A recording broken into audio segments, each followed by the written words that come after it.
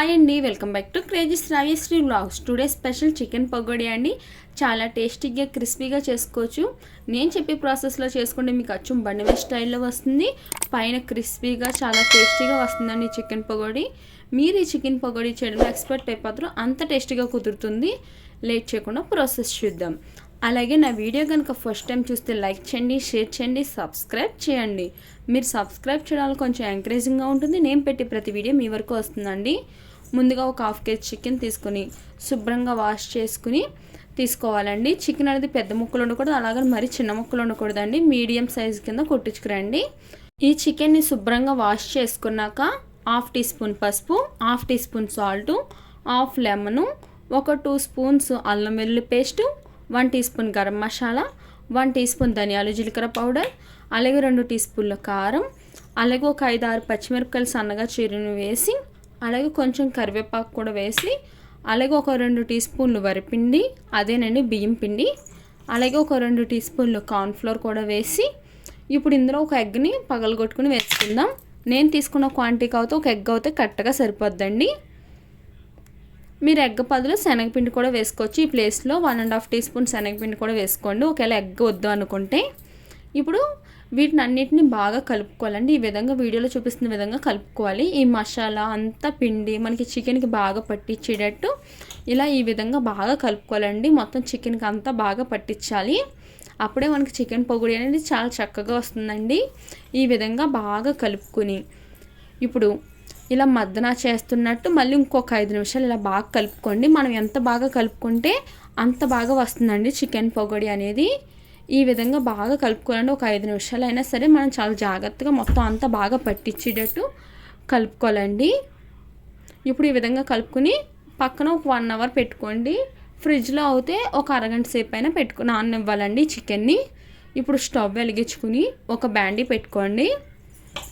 ఇప్పుడు బ్యాండీలో ఆయిల్ వేసుకోండి. Deep fry తగ్గట్టు ఆయిల్ అయితే వేసుకోండి. లోతైన బ్యాండీ తీసుకోండి. ఇప్పుడు ఇందులో డీప్ ఫ్రై తగ్గట్టు ఆయిల్ వేసుకుని ఆయిల్ని కొంచెం హీట్ అవ్వనివ్వండి. మీడియం ఫ్లేమ్లో పెట్టుకోండి, మరీ హై ఫ్లేమ్లో పెట్టకూడదండి.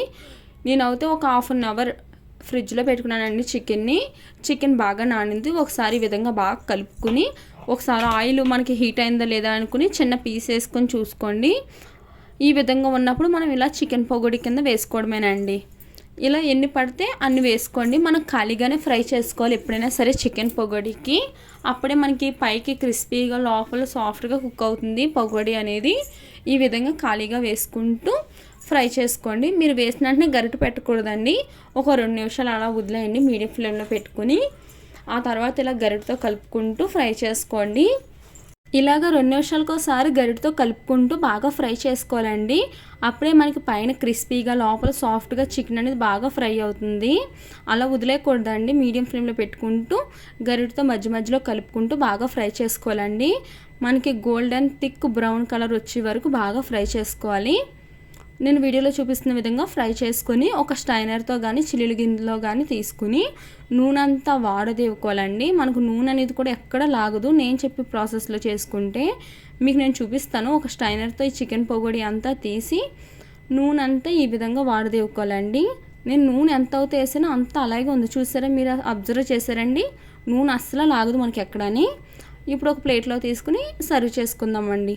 ఇదే విధంగా మిగతా చికెన్ కూడా సేమ్ ఇదే ప్రాసెస్లో చికెన్ పకోడీ కింద వేసేసుకోండి. లాస్ట్లో కొంచెం చికెన్ ఉంటుంది కదా, అందులో అయితే నేను కొంచెం జీడిపప్పు వేసుకుని బాగా కలుపుకోవాలండి. మసాలా అంతా బాగా పట్టించేటట్టు బాగా కలుపుకుని ఇది కూడా పకోడీ కింద వేసేసుకుందామండి. ఇదే విధంగా పకోడీ కింద వేసేసుకుని గోల్డెన్ బ్రౌన్ కలర్ వచ్చే వరకు బాగా ఫ్రై చేసుకుని ప్లేట్లో తీసుకుని సర్వ్ చేసుకోండి. అంతేనండి, ఎంతో టేస్టీ అయిన చికెన్ పకోడీ రెడీ. మీకు కనుక నా వీడియో నచ్చితే లైక్ చేయండి, షేర్ చేయండి, సబ్స్క్రైబ్ చేయండి. అలాగే మీరు కూడా ఈ చికెన్ పకోడీ రెసిపీ ట్రై చేసి మీకు ఎలా వచ్చిందో నాకు కామెంట్ సెక్షన్లో కామెంట్ చేయండి.